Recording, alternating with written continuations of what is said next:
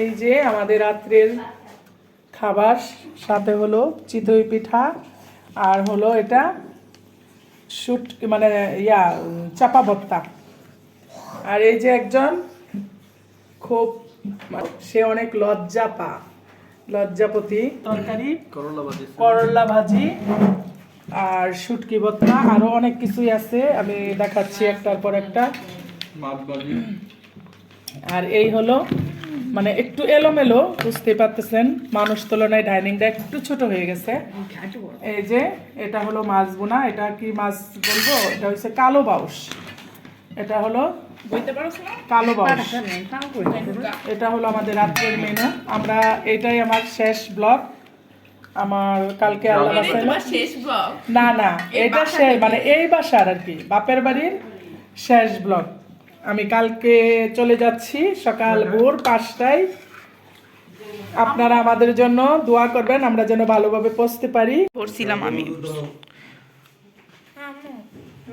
Sweater বলবো, sweater পরছিলাম উপরে, গাদা মারা নাকি গাদা মারা কাপড় বাঁধবো, সোয়েটার পরবো আমার জিগা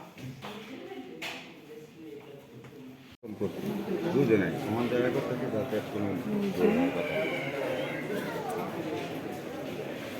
এই জন্য বলি নিজে চেক করবো।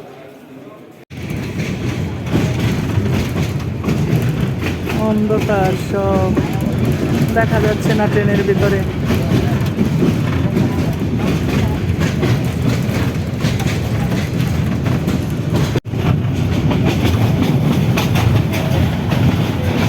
সকাল হয়ে গেছে, বর্ষা হয়ে গেছে।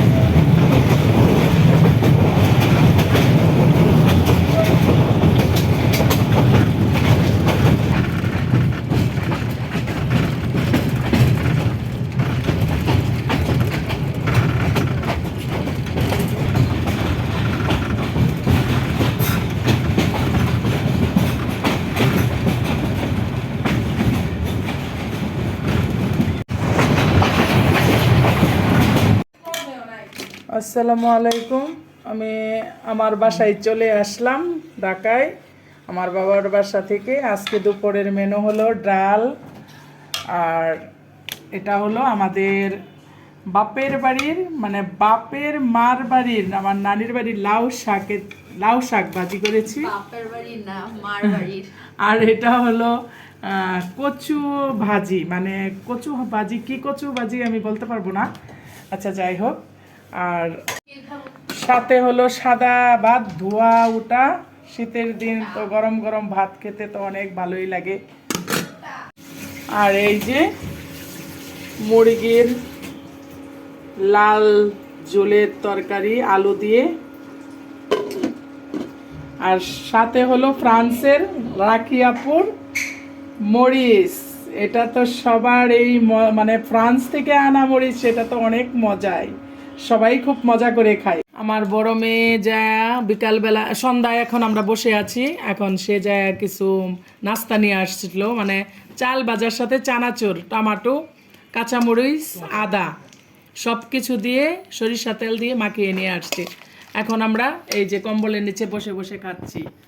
আপনারা কে কে এরকমভাবে কম্বলের নিচে বসে বসে চাল ভাজা চানাচুর খান মাখিয়ে, অবশ্যই আমাকে কমেন্টসে জানাবেন। আমরা এখন চা খাচ্ছি চাল ভাজার সাথে। এই যে আমি চা খাচ্ছি,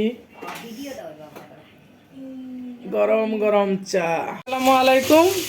এই যে আমি আমার বাপের বাড়ি থেকে এসে প্রথম দিন বাজার করলাম, আরও অনেক কিছু বাজার করেছি, আমি ভিডিওতে আসলে নিতে পারি নাই।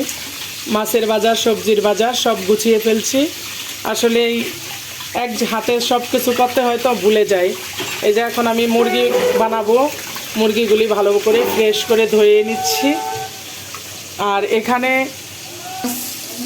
রান্না করার জন্য ভেজে নিচ্ছি এই যে। আর আমি এটা দিয়ে আজকে আলু দিয়ে বড় মাছ দিয়ে ঝোল পছন্দ করেন, আমাকে অবশ্যই কমেন্টসে জানাবেন। আমি আবার আপনাদের মাঝে আসলাম, মুরগিটা কীভাবে আমি করতেছি দেখেন। মুরগিগুলি আমি বানিয়ে নিচ্ছি।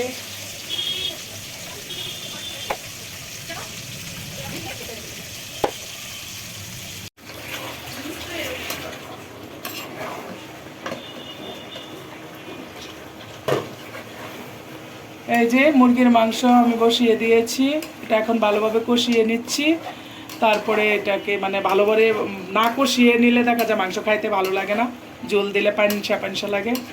এই জন্য আমি ভালোভাবে এটা যতক্ষণ পর্যন্ত না কষা হবে, উপরে তেল না উঠবে, ততক্ষণ পর্যন্ত আমি কষিয়ে নেব, তারপরে আমি ঝোল দিব।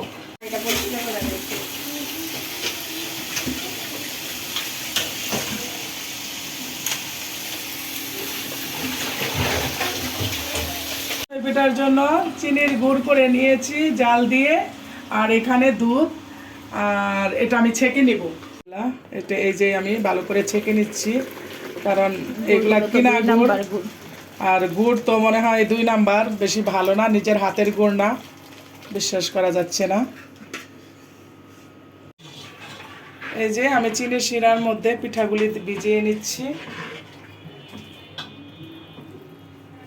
একে একে সবগুলি পিঠা আমি দিয়ে দিচ্ছি।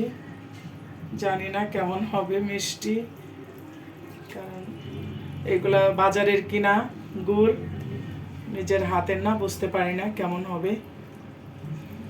আপনারা কিভাবে পিঠা বানান আমাকে কমেন্টসে অবশ্যই জানাবেন। মানে পিঠা বানান না, মানে কিভাবে গুড়ের মধ্যে কখন দেন।